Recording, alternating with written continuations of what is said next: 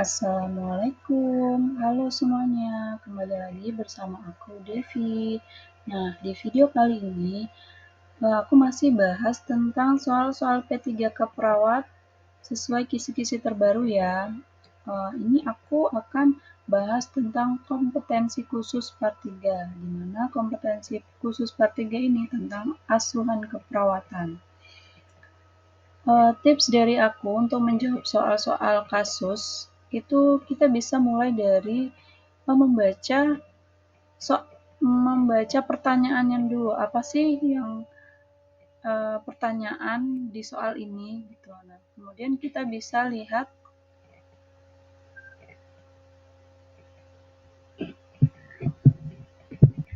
soalnya. Nah, dari situ kita akan bisa menghemat waktu. Jadi kita tidak terfokus pada satu soal, tidak habis dengan menyelesaikan satu soal saja. Nah, untuk proses belajar ini, aku akan membacakan soalnya terlebih dahulu ya teman-teman, sesuai dengan kasus, pertanyaan, dan pilihan gandanya. Oke, langsung saja kita bahas soal kasus pertama.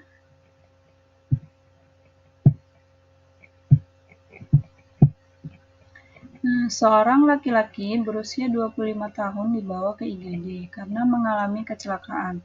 Hasil pengkajian didapatkan jejas di antara dada dan abdomen pada ICS 4-5. Nah, pasien meringis kesakitan, Devan muskular positif, CRT 4 detik, pucat, akral teraba dingin, TD 80/60 mmHg, frekuensi nadi 130 kali per menit, frekuensi napas 25 kali per menit, suhu 37 derajat Celcius. Apakah masalah keperawatan yang tepat pada kasus tersebut? A. Gangguan perfusi jaringan. B. Pola napas tidak efektif. C. Hipovolemia. D. Resiko infeksi. E. Nyeri akut. Aku kasih waktu 5 detik untuk menjawab ya teman-teman. Oke, jawabannya C. Hipovolemia. Nah, kita lihat di pengkajian soalnya. Nah, ini didapatkan jejas di antara dada dan abdomen pada ICS 4-5. Kemudian saat dirangsang nyeri, pasien itu meringis kesakitan. Devan muskularnya positif, CRT 4 detik, kemudian pucat, akral teraba dingin. Nah, tekanan darah 80/60 rendah ya, kemudian nadi 130 kali per menit, kemudian napas 25 kali per menit.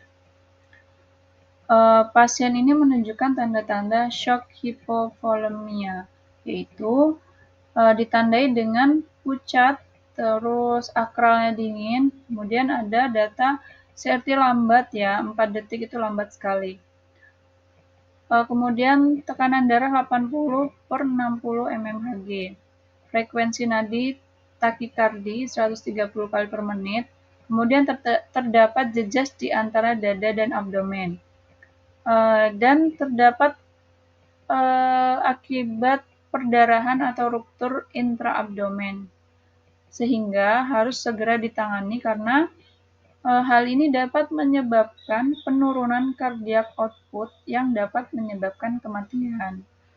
Jadi sudah jelas sekali ya di dalam konteks soalnya. Jadi kita harus teliti, harus tahu ini datanya lebih mengarah kemana. Banyak datanya ke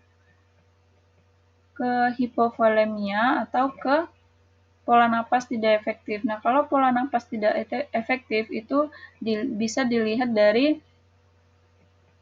frekuensi napasnya. Bisa lebih sesak ya, frekuensinya lebih dari 24 kali per menit atau yang lainnya. Oke, sudah jelas ya teman-teman. Kita lanjut ke soal kasus kedua. Seorang kelompok triase bencana gempa bumi menemukan korban trauma dengan kondisi masih dalam keadaan sadar, pernapasan 22 kali per menit, dan nadi 97 kali per menit. Korban mengeluh nyeri ekstremitas dan tidak dapat menggerakkan ekstremitas distal. Korban dicurigai mengalami cedera servikal. Apakah alat mobilisasi yang paling aman digunakan pada korban tersebut? A. Kendrick extrication device. B. Long spine board. C. Short spine board. D. Basket stretcher. E. Scope stretcher. Kira-kira apa nih jawabannya teman-teman? Aku kasih waktu 5 detik untuk menjawab ya. Nah, jawabannya adalah B, long spine board. Nah, long spine board ini digunakan pada korban yang dicurigai mengalami cedera servikal dan vertebrata untuk stabilisasi dan mobilisasi. Sudah jelas sekali ya di konteks soal dan jawabannya. Oke, kita lanjut ke soal yang ketiga. Terjadi kecelakaan lalu lintas yang mengakibatkan seorang laki-laki berusia 28 tahun dibawa ke IGD dengan keluhan sesak napas dan nyeri dada. Dari hasil anamnesis, terdapat riwayat benturan dada akibat kecelakaan lalu lintas. Pemeriksaan fisik didapatkan adanya tekanan vena jugularis meningkat. Kemudian perkusi ini bukan perkuli ya, maksudnya perkusi torak hipersonor, tampak sesak semakin bertambah. Kemudian TD 90/60 mmHg, nadi 123 kali per menit, pernapasan 26 kali per menit, dan suhu 37,9 derajat Celcius. Nah, pertanyaannya, apakah tindakan yang tepat pada kasus tersebut? A. Menganjurkan relaksasi napas dalam. B. Memasang infus cairan kristaloid. Maksudnya C. Memberikan oksigen 10 liter per menit. D. Melakukan dekompresi needle. E. Melakukan kompres hangat. Nah, kira-kira jawabannya apa ya teman-teman? Nah, aku kasih waktu 5 menit, maksudnya 5 detik untuk menjawab. Silakan. Baik, jawabannya apa nih kira-kira? Nah, jawabannya D, melakukan dekompresi needle. Nah, di sini dilihat di anamnesis itu terdapat riwayat benturan dada akibat kecelakaan lalu lintas ya. Nah, kemudian adanya tekanan vena jugularis juga meningkat. Nah, perkusi toraknya hipersonor. Kemudian tampak sesak semakin bertambah.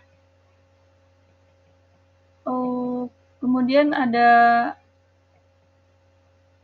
TD 90/60 mmHg, nadi 123 kali per menit, pernapasan 26 kali per menit. Nah, jadi berdasarkan data yang ada di kasus ini, terdapat peningkatan vena jugularis, kemudian perfusi torak hipersonor, kemudian adanya riwayat trauma dada. Semakin sesak ini mengindikasi terisi udara pada rongga torak. Nah, ekspansi ke parunya itu tidak maksimal atau kolaps ya. Nah, jadi tindakan yang tepat itu adalah D, untuk mengurangi sesak napas. Jadi dilakukan dekompresi needle. Oke, sudah jelas ya teman-teman. Kita lanjut ke soal berikutnya. Seorang laki-laki 15 tahun dibawa ke IGD dengan gejala kejang. Perawat segera melakukan tindakan. Apakah tindakan implementasi yang tepat pada pasien tersebut? A. Tempelkan tonius patel di dekat pasien. B. Letakkan peralatan suction dekat ruang pasien. C. Letakkan peralatan oksigen dekat ruang pasien. D. Letakkan peralatan jalan napas dekat ruang pasien. E. Berikan perlindungan pada pagar penghalang tempat tidur. Kira-kira jawabannya apa nih, teman-teman? Aku kasih waktu 5 detik untuk menjawab ya. Oke, jawabannya adalah E ya teman-teman, yaitu berikan perlindungan pada pagar penghalang tempat tidur. Nah, karena ini kasus kejang ya, bisa jadi kita memberikan perlindungan pertama untuk si pasien. Nah, pastikan kondisi lingkungan sekitar pasien itu aman.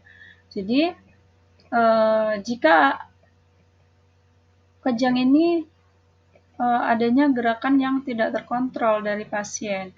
Nah, jadi sangat rentan terjatuh dari tempat tidur.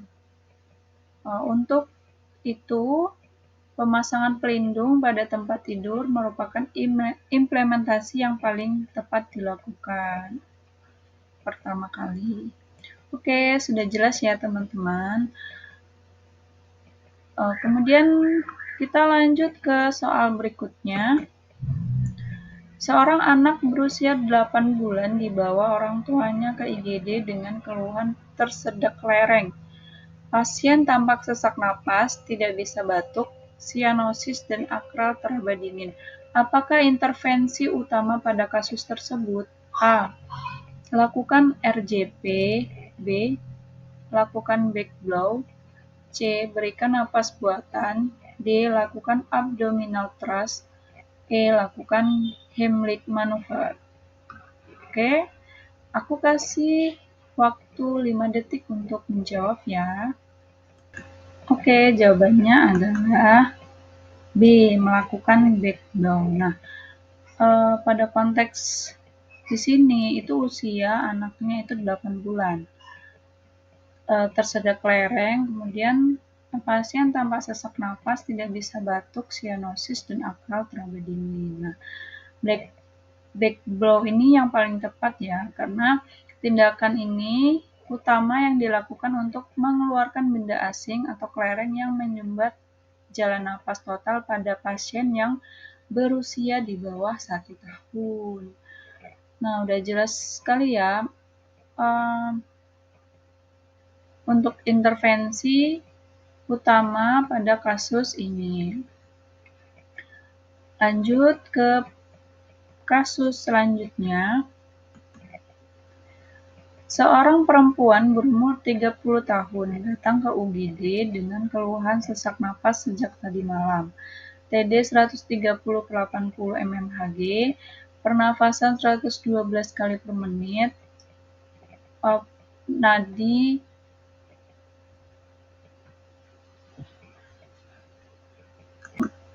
maksudnya pernapasan ya, RR yaitu 26 kali per menit, suhu 36 derajat Celcius. Nah, terdapat suara wheezing.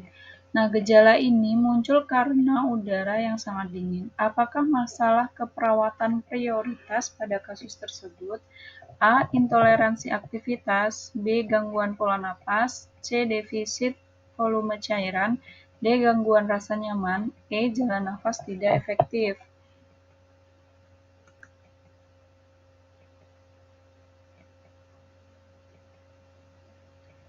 Nah, jawabannya adalah C. Gangguan pola napas. Nah, berdasarkan kasus di kasus ini, pasien ini mengalami sesak napas sejak tadi malam. Nah, terdapat wheezing, kemudian RR-nya 26 kali per menit. Nah, gejala wheezing ini menunjukkan ada spasme atau penyempitan bronkus akibat adanya usaha ekspirasi meningkat. Akibatnya, pola napas pasien tidak efektif. Jadi, untuk gangguan pola napas ini bisa dilihat dari suara yang didengar dari paru-paru, kemudian keluhan sesak napas, kemudian ada respirasi rate-nya menunjukkan bahwa sesaknya itu 26 kali per menit. Nah, dan adanya data gejala ini muncul karena udara yang sangat dingin. Oke, sekian di video kali ini. Dukung terus ya channel aku dengan cara subscribe, like, dan komen ya teman-teman. Nah, serta bisa nih teman-teman klik gambar lonceng agar ada notif setiap video rilis dari YouTube aku. Nah, untuk soal selanjutnya kita akan bahas masih tentang soal P3K sesuai dengan kisi-kisi terbaru di tanggal 30 Oktober 2023 ya. Tetap semangat ya teman-teman. Perbanyaklah mengerjakan soal-soal latihan atau menonton video yang membahas tentang soal-soal P3K juga ya. Untuk kita bisa mengingat-ingat kembali kasus-kasus atau pelajaran-pelajaran yang pernah kita dapatkan dulu. Semoga video ini bermanfaat. Terima kasih.